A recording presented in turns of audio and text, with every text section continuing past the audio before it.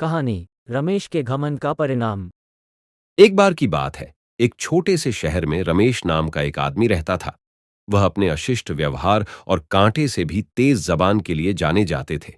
रमेश को दूसरों, खासकर समुदाय के गरीबों और कमजोर लोगों का अपमान करने में आनंद आता था। एक दिन जब रमेश बाजार में घूम रहा था, उसने एक संघर्षरत फल विक्रेता का सबसे अच्छी उपज न होने के कारण मजाक उड़ाया। उसे नहीं पता था कि उसके बुरे कर्म नकारात्मक कर्म जमा कर रहे थे।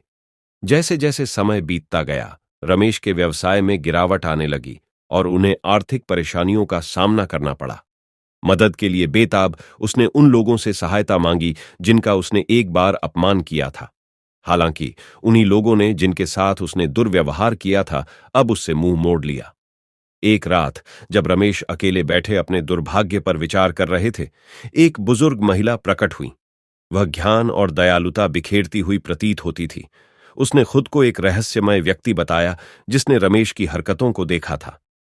आपने अशिष्टता और क्रूरता के बीज बोए हैं और अब आप वही काट रहे हैं जो आपने बोया है, उसने चेतावनी दी, उसके पिछले कार्यों के परिणामों की ओर इशारा करते हुए। इसके बाद रमेश को एक अवास्तविक यात्रा पर ले जाया गया, जहां उसने दूसरों को होने वाले दर्द को देखा। उसे अपने शब्दों की चुभन और मासूम जिंदगियों को दी गई पीड़ा का एहसास हुआ। अपराध बोध और पश्चाताप से अभिभूत होकर उसने बदलाव का मौका देने की गुहार लगाई। बुद्धिमान महिला ने रमेश को मुक्ति का अवसर दिया। उसने उससे कहा कि अब उसे अपने द्वारा किए गए नुकसान की भरपाई के लिए दया और करुणा के बीज बोने होंगे। रमेश ने अपने कार्यों की गंभीरता को समझते हुए परिवर्तन के अवसर को उत्सुकता से स्वीकार कर लिया। जैसे ही उसने उन लोगों की मदद करना शुरू किया जिनका उसने कभी अपमान किया था, रमेश ने अपने भीतर एक परिवर्तन का अनुभव किया। धीरे धीरे समुदाय ने उसे माफ करना शुरू कर दिया, क्योंकि उन्होंने सुधार करने के उसके वास्तविक प्रयासों को देखा। रमेश की वित्तीय स्थिति में सुधार हुआ, लेकिन इससे भी महत्वपूर्ण बात यह है कि उसका दिल हल्का हो गया, क्योंकि उसने दया और सहानुभूति का सही मूल्य सीखा। आखिरकार रमेश एक सम्मानित और बदला हुआ आदमी बन गया। एक बार असभ्य और अपमानजनक व्यक्ति सकारात्मकता का प्रतीक बन गया था, और शहर ने सीखा कि कभी-कभी सबसे कठोर सबक भी सबसे गहरे परिवर्तनों का कारण बन सकते हैं। तो दोस्तों, हम जो काम करते हैं, जो कार्य हम करते हैं, उनका हमारे पास वापस आने का एक तरीका होता है। अच्छे कर्म दयालुता और सकारात्मकता के बीज बोने के समान हैं। जब आप दूसरों के लिए अच्छे काम करते हैं, तो यह उन बीजों को पानी देने जैसा है। समय के साथ वे सफलता के बगीचे में विकसित हो जाते हैं।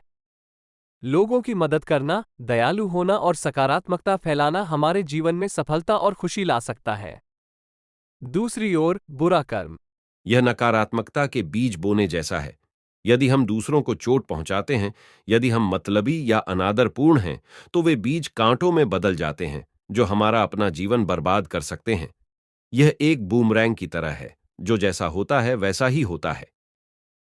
तो दोस्तों, हम जो काम करते हैं, जो कार्य हम करते हैं, उनका हमारे पास वापस आने का एक तरीका होता है। अच्छे कर्म दयालुता और सकारात्मकता के बीज बोने के समान हैं। जब आप दूसरों के लिए अच्छे काम करते हैं, तो यह उन बीजों को पानी देने जैसा है। समय के साथ वे सफलता के बगीचे में विकसित हो जाते हैं। लोगों की मदद करना, दयालु होना और सकारात्मकता फैलाना हमारे जीवन में सफलता और खुशी ला सकता है।